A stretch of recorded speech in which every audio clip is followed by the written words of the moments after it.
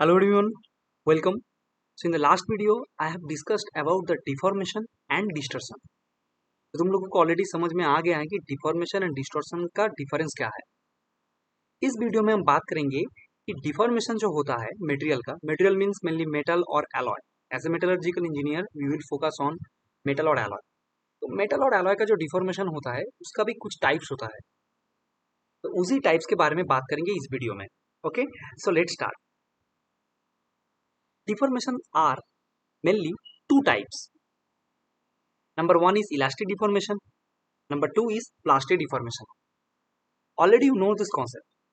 What is elastic deformation and what is plastic deformation. अब example के जरिए समझने की कोशिश करते हैं कि इलास्टिक एंड प्लास्टिक डिफॉर्मेशन होता क्या है। For example we have a metal block and we are applying load, tensile load. तो क्या होगा, जब तक हम लोग लोड अप्लाई करते रहेंगे क्या होगा, मटेरियल का डायमेंशन बढ़ता रहेगा, right. That means material will the length of the material will increase like this. Okay, वही लिखा है कि dimension changes at the load are applied. Now elastic deformation कब बोलेंगे, तो देखो यहाँ पर डायमेंशन चेंज हो रहा है तो हम डिफॉर्मेशन बोल रहे हैं, राइट। अब इलास्टिक डिफॉर्मेशन इसको बोलना है कि नहीं, दैट डिपेंड्स ऑन, अगर मटेरियल के ऊपर मटेरियल का डायमेंशन चेंज हो रहा है, अगर सडनली अभी लोड अप्लाई करना बंद कर देंगे तो क्या होगा, if we stop applying load then what will happen. अगर इलास्टिक डिफॉर्मेशन होगा तो क्या होगा, material will get back to its original size. This is the elastic deformation. That means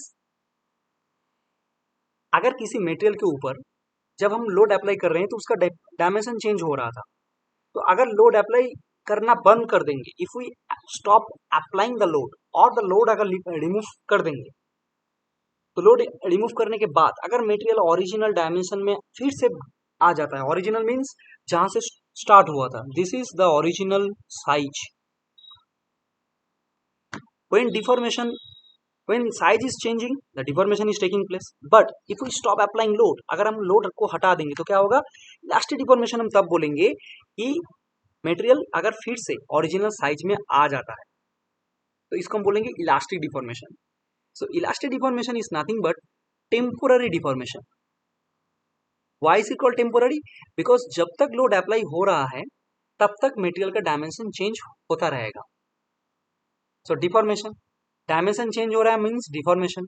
लेकिन इसको इलास्टिक बोलेंगे कि नहीं, दैट डिपेंड्स ऑन कि लोड अप्लाई करना बंद कर देंगे तो क्या होगा, लोड अप्लाई जब कर रहे हैं तो डायमेंशन चेंज होगा, लेकिन the main scenario is load apply करना बंद करने के बाद क्या होगा, लोड अप्लाई करना बंद करने के बाद अगर मटेरियल का जो डायमेंशन है वो पहले वाले डायमेंशन अगर में आ जाता है, मतलब जिस कंडीशन में मटेरियल में लोड अप्लाई करना स्टार्ट हुआ था उसी कंडीशन में अगर मटेरियल आ जाता है तो हम उसको बोलेंगे इलास्टिक डिफॉर्मेशन।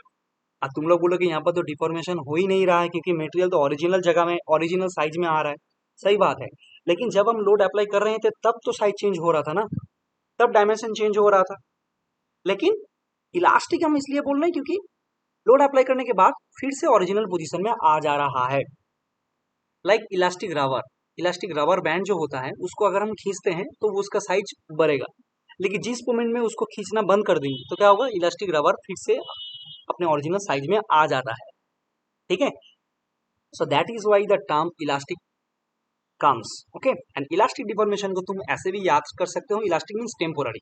जब तक लोड है तब तक डिफॉर्मेशन है, लोड नहीं है तो डिफॉर्मेशन भी नहीं है, दैट मीन्स मटेरियल फिर से अपने ओरिजिनल साइज में आ जाएगा। So this is the elastic deformation. Okay, इसका डेफिनेशन में हम क्या बोलेंगे, the deformation process in which the material gets back its original dimension after the load removal. Load remove करने के बाद जब मटेरियल फिर से अपने पोजीशन में आ जाता है, that is the elastic deformation. Okay, now comes to the plastic deformation. As the name suggest plastic, so this will be the opposite to the elastic deformation. P for plastic, P for you can say permanent. You can remember this thing like this, permanent deformation. That means load apply करना start किया, dimension change हुआ, right, dimension changes, but if we stop applying load, अगर हम load apply करना बंद कर देंगे तो क्या होगा प्लास्टिक डिफॉर्मेशन में? लोड अप्लाई करना बंद करने के बाद भी मेटेरियल का डायमेंशन ओरिजिनल डायमेंशन में वापस नहीं हुआ, वापस नहीं आया। दैट मीन्स डायमेंशन जैसा बढ़ गया था वैसा ही रहेगा जब हमने लोड अप्लाई करना बंद कर दिया। इलास्टिक में क्या हो रहा था, material gets back to its original dimension, but in plastic deformation material does not get back its original dimension after load removal. यानी कि लोड रिमूव करने के बाद भी प्लास्टिक डिफॉर्मेशन अगर किसी मेटेरियल का होगा, लोड रिमूव करने के बाद भी, मतलब लोड अप्लाई करना अगर हम बंद कर दिया फिर भी मेटेरियल ओरिजिनल डायमेंशन में नहीं आएगा। मेटेरियल का डायमेंशन परमानेंटली चेंज हो चुका है। जैसे ये था मेटेरियल का, for example this is the length of the material, now you can imagine the length has been increased permanently, it will not get back to its original dimension, that means dimension has been changed permanently। तो अगर dimension change permanently होगा उस deformation process को हम बोलेंगे plastic deformation. That is why I have said P for plastic, P for permanent, ऐसे याद रख सकते हैं। डिफॉर्मेशन मीन्स डायमेंशन चेंज तो होगा, लेकिन अगर वो डायमेंशन चेंज परमानेंट है, परमानेंट कैसे समझेंगे कि परमानेंट है? लोड रिमूव कर देंगे। लोड अप्लाई करने का जो if you stop applying load apply करना अगर बंद कर देंगे, तब अगर मटेरियल वापस नहीं आता है ओरिजिनल पोजीशन में, तो then you will say that this is the permanent deformation. Okay, and this permanent deformation is called plastic deformation. जैसे प्लास्टिक इसको क्यों बोला जा रहा है? जैसे अगर कोई प्लास्टिक हमने लिया, उसके ऊपर अगर हम टेंसाइल लोड अप्लाई किया, दैट मीन्स तो प्लास्टिक को अगर खींचते हैं तो प्लास्टिक का लेंथ बढ़ जाता है, राइट? अगर हम खींचना बंद कर देंगे, क्या प्लास्टिक वापस आएगा अपने ओरिजिनल पोजीशन में? कभी नहीं।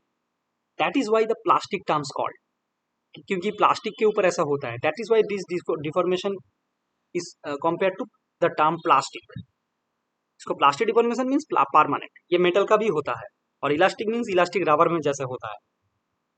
Okay, I think now it is clear कि what is elastic deformation and what is the plastic deformation. Okay, still if you have any doubts, you can ask me in the comment box, you can ask me in the doubt solving group. Okay, thank you. I will see you in the next. Thank you.